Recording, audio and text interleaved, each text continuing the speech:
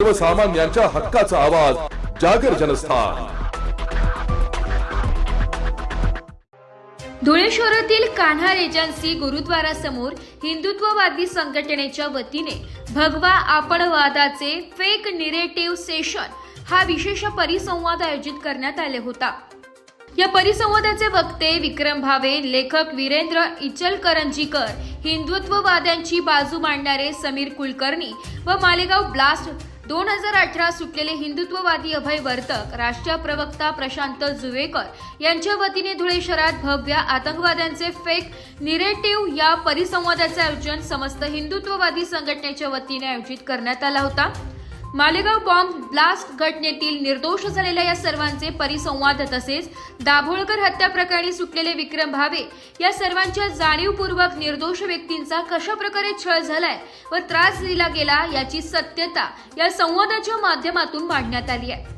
मालेगाव बॉम्बस्फोट प्रकरणी मुख्य आरोपींना मोकाट सोडून निर्दोष व्यक्तींचा कसा छळ करण्यात आला या संदर्भातील संवाद यावेळी धुळ्यात आयोजित करण्यात आला होता। या कार्यक्रमाला धुळे शहरातील अनेक आजी माजी नगरसेवक तसेच हिंदुत्ववादी संघटनेचे पदाधिकारी मोठ्या संख्येने उपस्थित होते।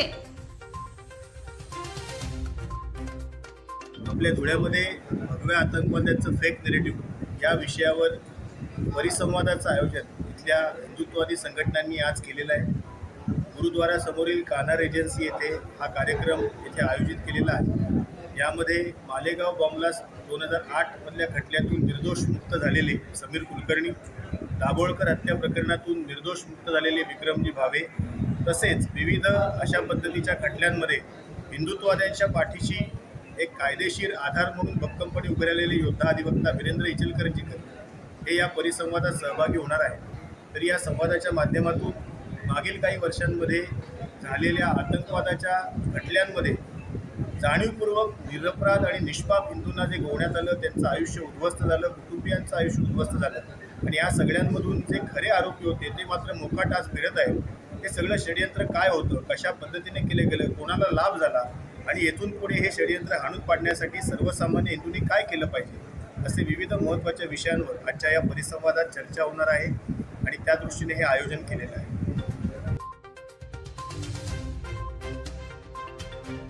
जागर जनस्थानसाठी प्रतिनिधी रूपक बिरारी, धुळे।